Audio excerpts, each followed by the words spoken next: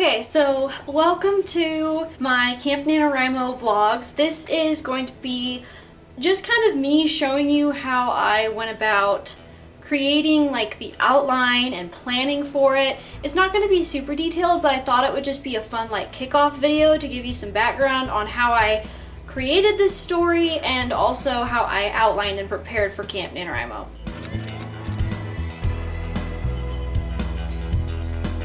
This story is one that I have been wanting to tell for a long time, and I have had many different iterations of this story in my head, so I'm not going to share too much because I'm going to be sharing a little bit more about the actual story itself in the coming vlogs, and I also am just trying to keep a lot of the major plot points a secret for now, since it is just something I'm working on and not something I'm going to be publishing anytime soon.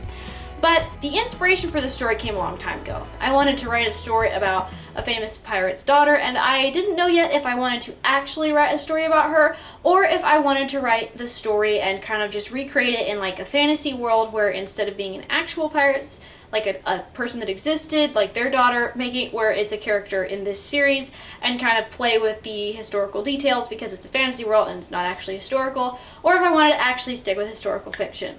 Over the last, I would say, year or two, I ended up realizing that it really didn't work kind of with the fantasy setup that I was going for, and I ended kind of splitting the stories off into two different ideas and having a historical fiction idea and a more fantasy idea where they were very different, but they were still that same concept of a pirate's daughter. So once I knew that I wanted to have those two separate series, I had to decide which one I wanted to write next. So that's where the video came into play that I published several months ago at this point, about, what I was going to write next, your opinions on it. I was kind of just trying to figure out if I wanted to continue with historical fiction because that's what I was comfortable with, or branch out and do another fantasy project like I've been experimenting with the last few years. I ended up deciding, because my fantasy series idea has gotten so big and it would be such a long series, to stick with what I'm comfortable with right now, especially going into college, and I don't know if I would have time to really stick with that several book series idea and actually get anything done, or if I would just get discouraged because I would be so busy with my studies. I decided to just do my historical fiction project because I knew I could get that finished in a more reasonable amount of time, and it was something I already knew I was good at. That being said, I still had to do outlining and research and different things like that. So it started off with me just jotting down ideas like I always do for bits of dialogue. I still have one or two of those attached to my bulletin board.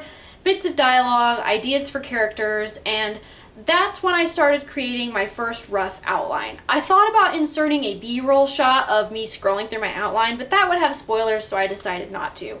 I created it in Microsoft Word. In the past, I've done my outlining on paper, but I just really don't like having a lot of paper sitting around, so I did it in Microsoft Word, and even though in the past having two Word documents open at the same time bothered me, as you will see throughout Camp NaNoWRIMO, I just had them open. I guess you probably won't see it because I won't be sharing my screen, but throughout NaNoWRIMO, I just had both Word documents open, and I just referenced the outline as I needed to, and it ended up being fine, and that way I didn't have to print it off. I used the same highlighter system that I used for NaNoWRIMO. I don't know if I mentioned this in my scene card setup video that I did last year for NaNoWRIMO or not, but similar to how I color-coded which scenes went with which points in each character's arc with different color-coded like index card snippets for different characters, I use a similar highlighter system in my outline. So I will have kind of the header of what the beat is and highlight it for whatever color that character is. If it's the antagonist's plot twist, I will pick a color for the antagonist. I think in this case my color was yellow for the antagonist, and I will highlight plot twist in yellow. It'll be in all caps, and then below it is the actual scene that's happening and that correlates with the plot twist for the antagonist or whatever. So obviously not all the characters have all the different beats. Obviously for an antagonist it's different than for your protagonist, and your protagonist is usually going to be different from your side characters, but side characters brings up another important point. Originally when I wrote this story, I was envisioning it as a clean, more courtship kind of style romance story. I wanted to try writing a romance story. I actually tried writing romance stories in the past, and so this wouldn't really be my first, but I ended up realizing that I had the romantic figure and the mentor basically being the same character. And based on the arc that I had created for this romantic figure, because I wanted to make sure my romantic interest also had an arc. It just didn't make sense because it seemed like since they were a similar age to my main character, they just weren't really mature enough to be the kind of mentor that she needs in the story. So I ended up kind of making that character into an adult character that's old enough more to be her father or her grandfather, and that ended up working a lot better for my mentor character. That being said, that changed the way that the plot worked quite a bit because now instead of falling in love, that's not a part of something that's going to happen to my main character. So while it didn't change a ton, because honestly I was having a hard time figuring out how to work this romantic interests mentor character into the plot anyway, it did change just, you know, a couple of things or more how I looked at a couple of things, so it did end up making a difference in that way. My braid is coming undone. I've redone this braid like once already today. Oh well.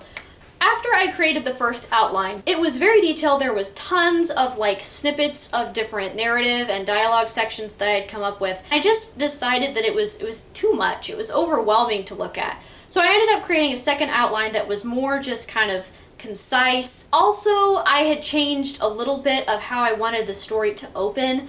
I had changed the timing of a few different things. I have a couple of different locations in the beginning of the story, like my antagonist is in a different location than my protagonist, and my main side character, the mentor character, has to meet the antagonist before he gets to my main character. So I had to kind of connect all those things together in the beginning of the story, and that took some reworking. So what I ended up doing is I left my first outline alone after I tweaked it and just created a second outline where I made those adjustments, made a couple of other adjustments, and then that's what I ended up using for my project.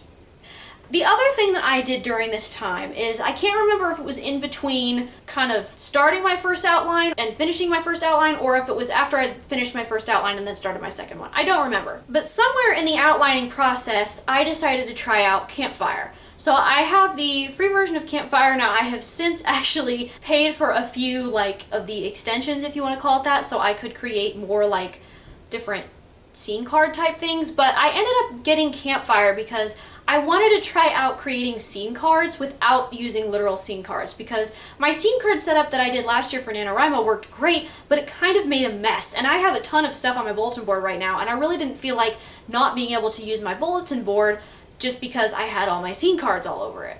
So what I ended up doing is I got into Campfire and I kind of looked around a little bit. I actually vlogged whenever I was using it for the first time, but I didn't end up deciding to leave that vlog as a vlog because it just didn't make sense on its own. But anyway, I got Campfire, I used it to kind of create character profiles. That was more for fun, but the most important thing was I was able to use the timeline feature to help me kind of line up how different parts of my story were going to interact.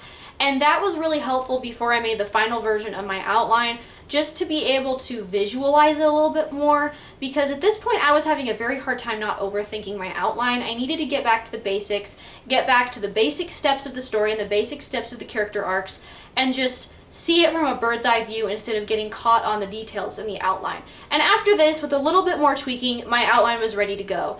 I actually ended up kind of having it done a little bit before Camp Nano actually started, which kind of makes me tend to get stuck because I start perfecting it, but that's okay. It's better than not having it ready, and that's what I had to work with. I had my second outline that had been tweaked quite a bit, that had been created from my Campfire scene cards. That's what I used to start writing the story and what I referenced throughout writing this story for Camp NaNoWRIMO.